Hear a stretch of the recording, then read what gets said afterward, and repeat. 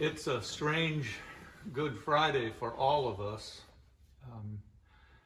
and I certainly feel for all the pastors who are trying in so many ways to help their congregations feel connected and to provide a meaningful marking of this Good Friday. It's been a really different Lent for all of us. I just wanted to provide a personal, a reflection on my Lent journey to this Good Friday. A lot of you know I've been actively closing down a ministry in these last days of Lent. Last week marked the official close of my work with First Christian Church of Whittier, although I continue to do a few things, in an unofficial capacity. But in a very real way, as part of my Lenten journey, I've been packing up, storing away 125-year ministry of First Christian Church of Whittier. And that has meant that increasingly I've come into a more and more empty, a more and more quiet, certainly since we've been practicing social distancing, a more and more tomb-like building. It's been interesting. I just can't help but think about the parallels. This building, this ministry, and that first Good Friday, that first Holy Week, that first period of the disciples thinking that it was all over, that death had won, and therefore they needed to live in fear. Additionally, for me, I've had added that little voice in the back of my head that wonders and wants to worry,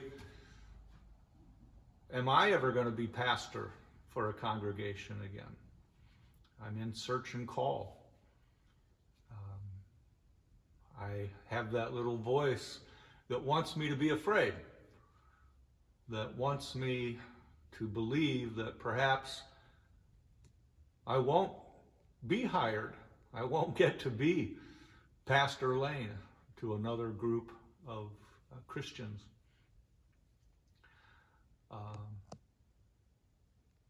The promise, the gospel promise, is that death does not win, that God will always find a way to start again, to bring life out of death. So many of us like to remember the words of Psalm 23 and take comfort in them.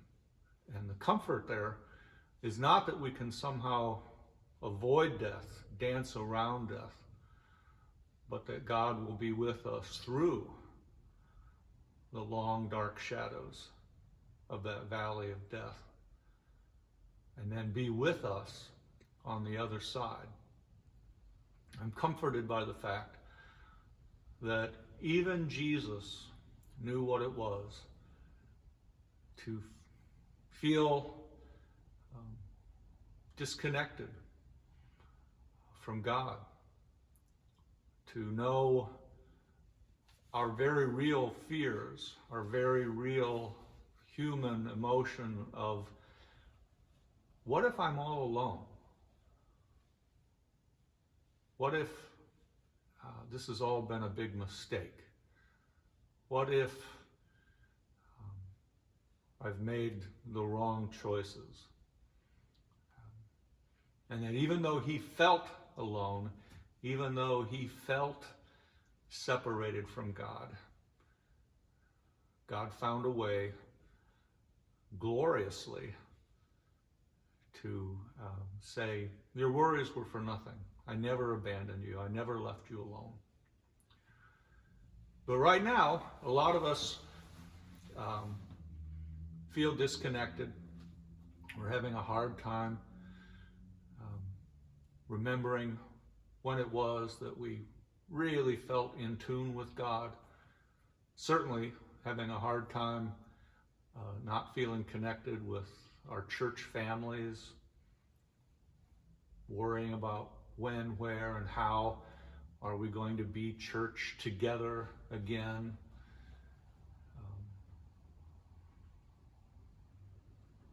I'm with you. I'm with you all.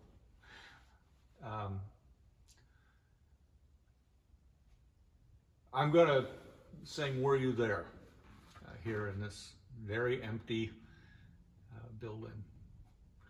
And in that way, I'm going to try to feel connected to the many Good Friday services that I've experienced where it's been sung. I remember my Uncle Bobby Dale singing this over 50 years ago at Trinity Lutheran Church in Arcadia, Ohio, and how haunting it was, how plaintively he sang this song. I'm going to hold him in my heart as I sing this.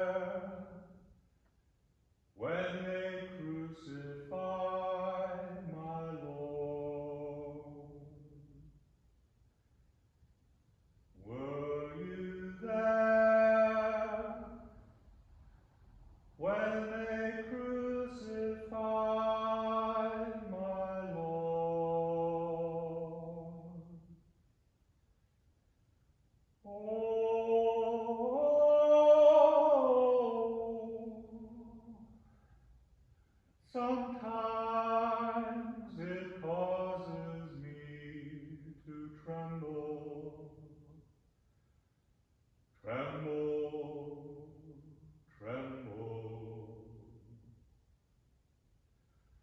Were you there when they crucified my Lord? Were you there when they nailed him to the tree? Were you there when they nailed him to the tree? Oh,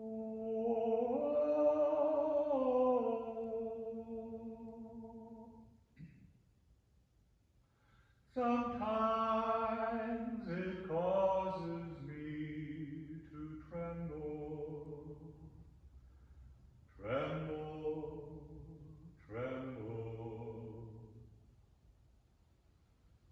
Were you there when they nailed him to the tree?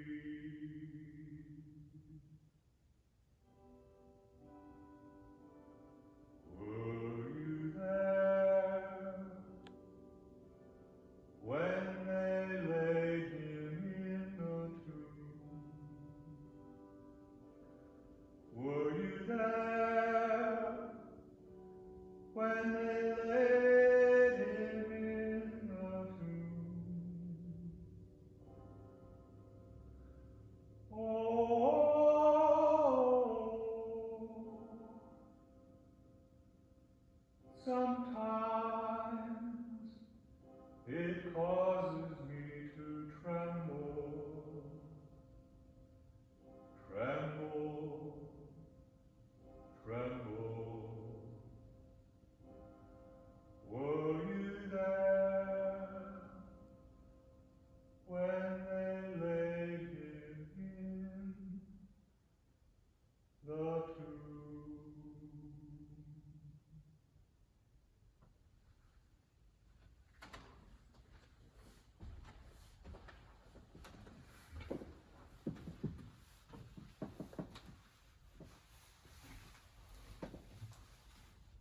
Easter's coming. It'll come Sunday.